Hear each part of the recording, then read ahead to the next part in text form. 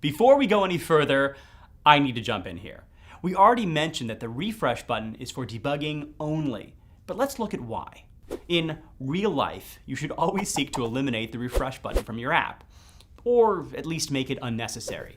A good app should work like a good butler, giving you what you want before you even have to ask for it. Much like the save button, it's a relic from a bygone age that's at best a reassuring safety blanket for those of us who grew up with floppy disks. With the ability to run background tasks or send messages directly from your server to your app, there's no reason to force your users to hit refresh. That the app is up to date and synced with the cloud should be a given.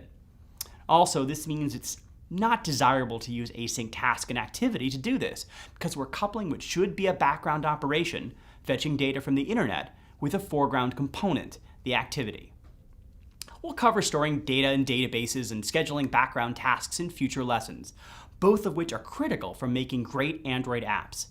But like we said, this is for debugging, so like logging statements, it's acceptable for this particular purpose.